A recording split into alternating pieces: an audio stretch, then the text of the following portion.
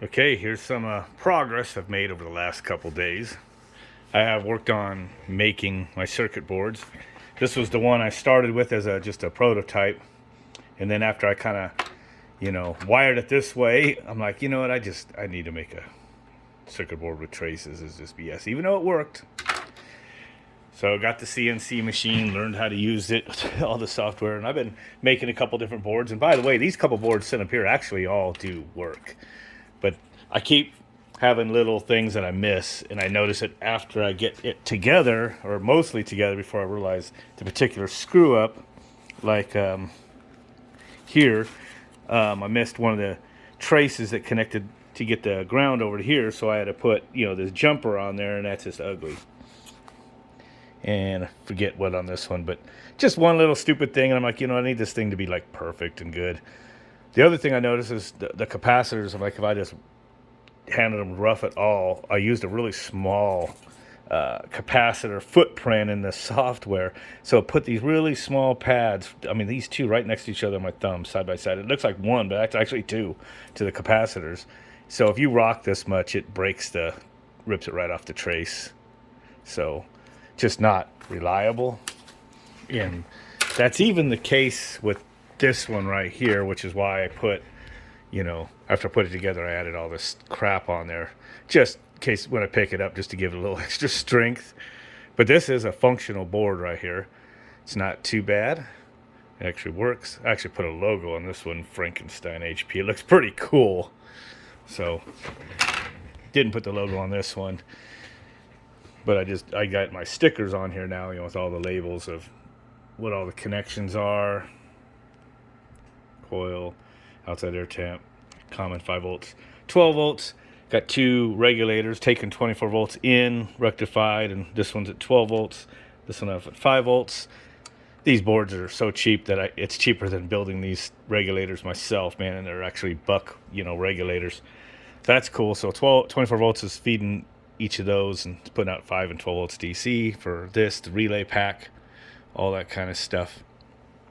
This is, of course, if you've seen it before, this is just my low pressure switch. If it's running and I flip that, the high pressure will open. It's also got a low pressure one, but I think I just have them tied together. So that's those inputs. This is 24 volt input, common Y2. So if I flip the O here, it goes to cool.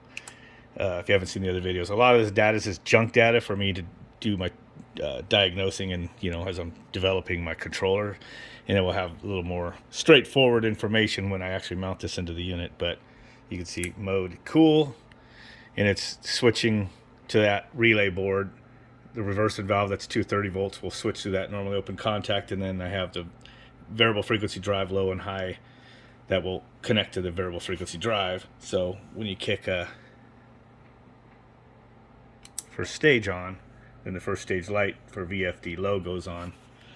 Now I'm testing. I have my coil temperature set point at 85, and the coil temperature thermistor is at 91 because I'm laying it on a transformer here. So it actually is heating just a little bit from the 24 volt transformer, and the fan's going to start running because it sees that it's above that point. So it's going to keep increasing the pulse width modulation. I don't have my scope turned on right now, but that's what it's doing. And then that fan kind of ramps up. It's going to probably ramp up all the way to the max speed I set it for because it was so many degrees above. If it was within a degree or so, I've actually got it to where it'll pull back the pulse width modulation to start correcting. So hopefully it works pretty good when it's in the unit. I do have it to where I can, go through here and change my set point, and it saves it to the EEPROM.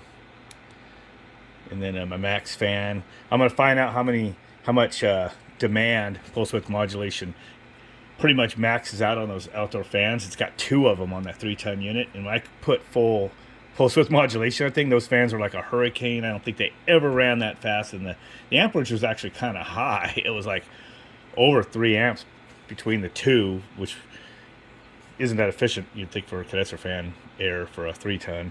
So I'm just at certain speed, there'll be like a point of no return or negative return. It will just keep increasing amperage on the fans without actually making the unit more efficient. So once I've kind of figured that out, I'll be able to go in here and so if I turn this way down, the fan should probably be limited real slow. Let's put it to like 50%, which would be 125. But I kind of engineer this into my board sometimes so it'll defrost enable. That's like my outdoor temperature. 50 is a pretty normal starting point. So now it's slowing down. It's going to slow down to 125. Well, it's going to start slowing down anyway. Shit, because the coil temperature is dropping below the set point. But the max will be 125 now until the next time I change that. It is a, non-volatile EEPROM memory. Yeah, it's stopping. And if I kick second stage, kicks on the VFD high, turn it off. This board actually worked with no glitches the first time I hooked everything up, so that was awesome. I have to go find something. I have a bunch of via points, like, these are ones I just got grounding to keep all these ground planes the same, but like that's a via point to go from top trace underneath and then connect to a pin. This one, that one, that one, that one. There's like 11 of them, I think, on here, via points of traces going, like right here is that one. It goes top trace, connects the bottom trace to get to the pin, because I got to put all bottom traces on headers and capacitors, or I can't solder them because the component's in the way of the pad for the top trace. So that was one little thing I had to kind of work out. Kind of a struggle to get almost all the, put those traces onto the bottom, but I did it. So what looks like a few traces here is a ton on the bottom. Like that, compared to the top, just a handful. Most of the components just going through with no traces connected to them on the top, just a few, but then it's a bunch. So I did get my board down from the larger first boards I was making.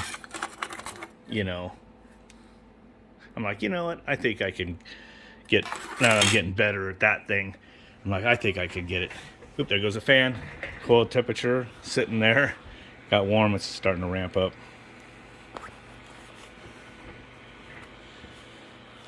And that thermistor is pretty slow to change, so the fan's going to go ahead and go up to max. See, the max got changed. Instead of 200, it's 125. That's 50% duty cycle there. I could turn this thing on. Might still be connected. I could connect it. Right there. Okay.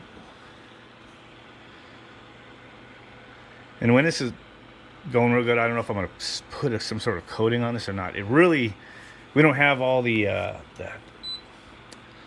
mass humidity and all the corrosion issues that people have in some other climates. It's mostly a dry heat here.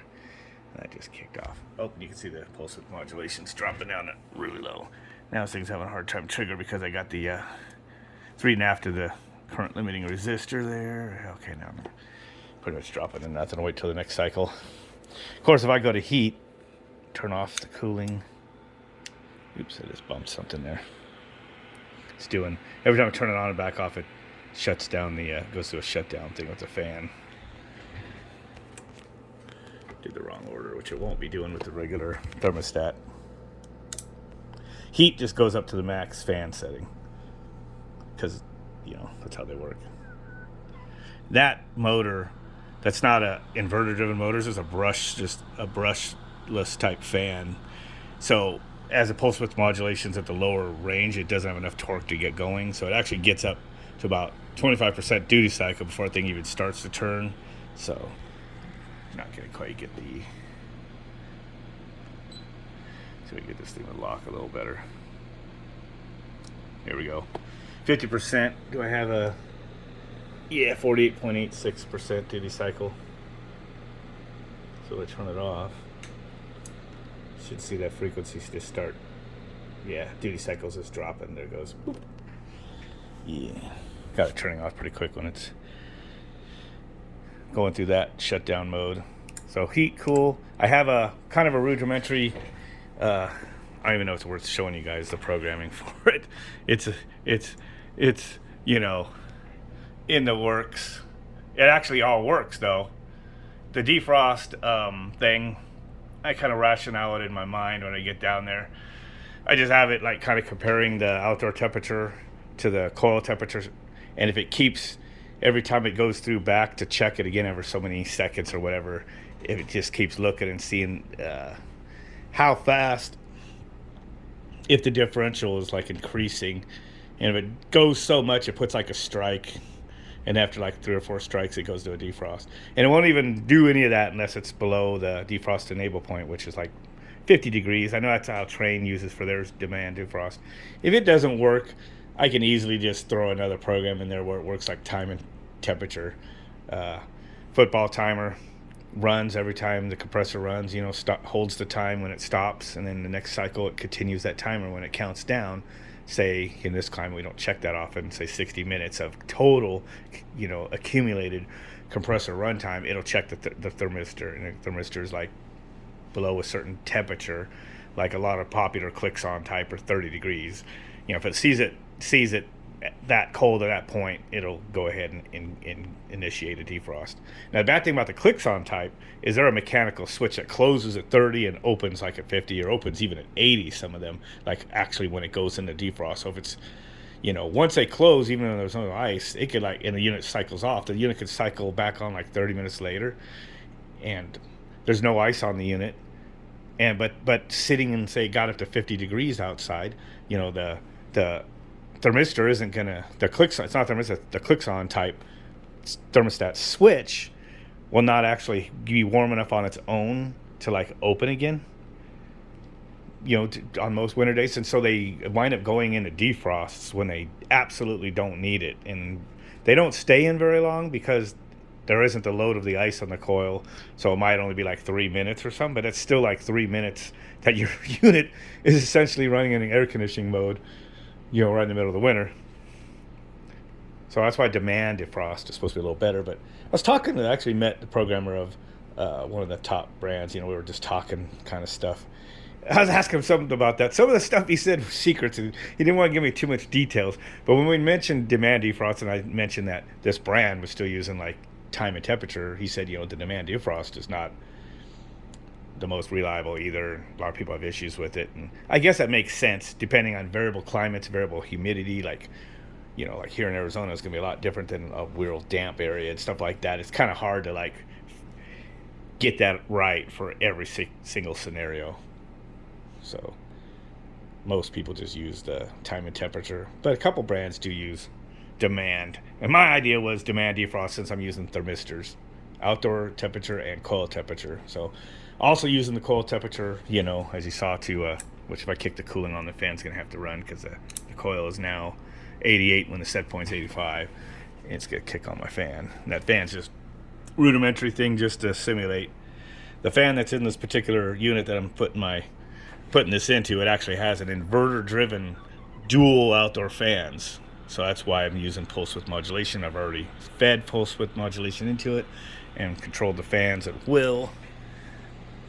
So this will be awesome. I shouldn't have to hopefully take this out to reprogram the chip too much for revisions as I'm fine-tuning it. I left a few things in here to fine-tune, like the max speed. Like you see, it's not as fast now. And the defrost enable point. Forget what else.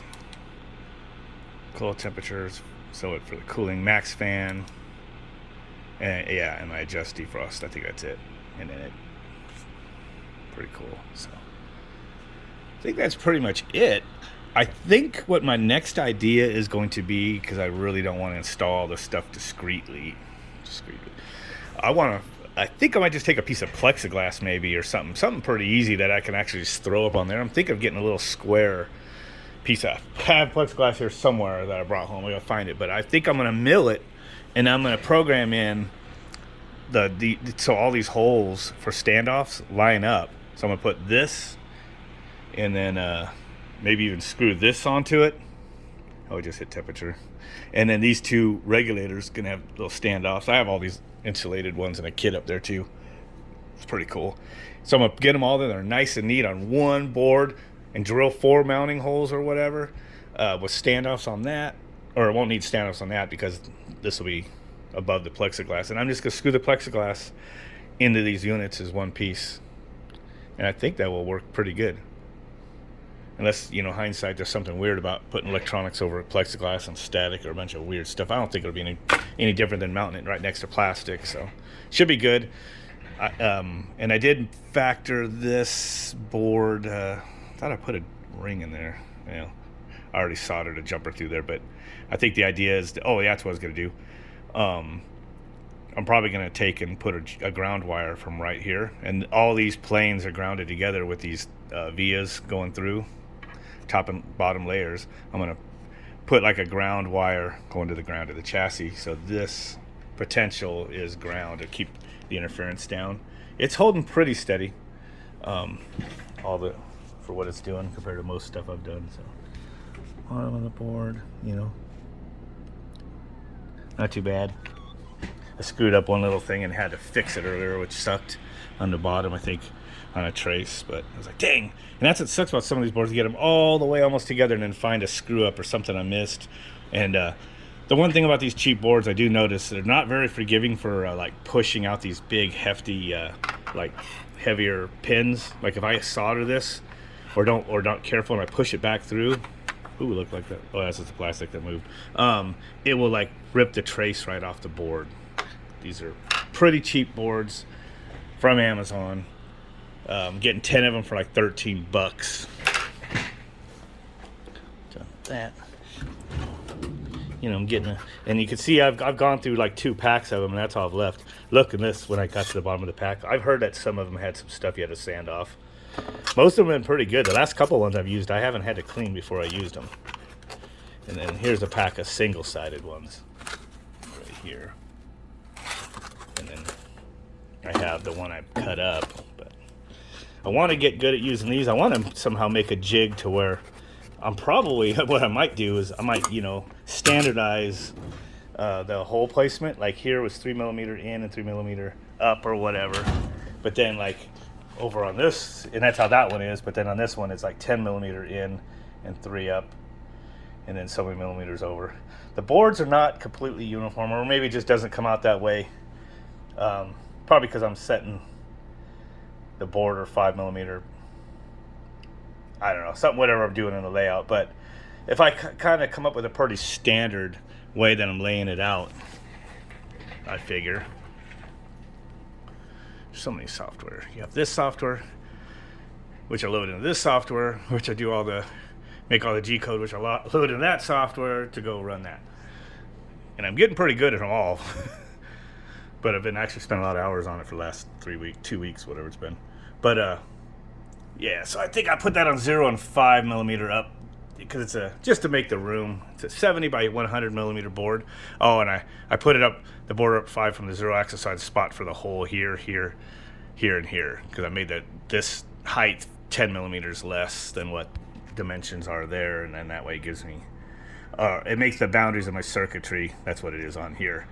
So where these holes are kind of out of bounds with but I noticed that one issue is always trying to get my tip right on this edge to make the home axis on 0, I'm actually kind of moving it in a fraction of a millimeter, but sometimes the copper is not completely covered on the very edge, so sometimes it doesn't like to zero those XY axis very good, right? Or the Z axis, I mean, for the spindle very good right there, and it throws it off, from the height map and the mill, and I have to kind of sometimes stop the milling and kind of recalibrate it. Been a learning process, but I've been getting it to etch some pretty good boards. But I was getting carried away with what I was saying. Is just if I could kind of come across some sort of footprint that works with these cheap boards, what I probably do is like when I get a stack of them, is kind of cinch them all together, clamp them down somehow, and just like drill all these holes through all 10 of them once, as soon as I get the boards. And then those holes will already be there. I already know the coordinates when I put it into flat cam. Always use these same coordinates no matter what circuits I'm making for other things, and then already have the holes in the base plate, and that base plate's starting to turn into Swiss cheese, which is what happens to them after a while. But keep like the same 4 points in one of these boards, and then I won't have to it'll just be a quicker step just to skip through, is always having to mill the holes in the boards and then line it back up in a different spot all the time. As it makes a new hole, I can always use the same holes. That's the idea. I don't know, it's kind of running off the top of my head. So Got several things I need to get done around here, but I do need to get this installed on that heat pump and get that heat pump installed while it's fair weather of not needing the AC or the heat very much. The AC kicked on the other day, and the wife was pissed that I made a video like off the cuff real quick when I got home. I thought for sure she turned it on, but what it was is I still had it set for auto, I guess. I didn't realize it. There goes the fans get ready to kick on. Gets above 25%, that'll start moving. There it goes. It was still set for like 76 because when I had the solar hooked up to the unit, when there would still be decent sun, I was having it still run the unit down like 76 and then kick up a little bit, a little later. It's kind of pretty cool the house while I could run directly off solar mostly. So I decided a little down there, and it did get up to like 78. Oh man, I'm tired. Upstairs, and it kicked on. I don't remember leaving it on, but she says that I must have left it on, but I guess that's how it is.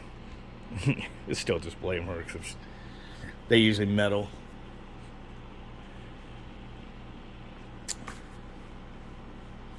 Anyway, I'm too tired to even know where to go next.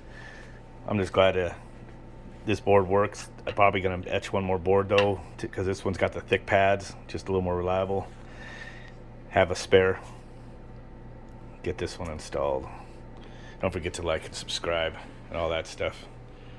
We'll catch you guys later.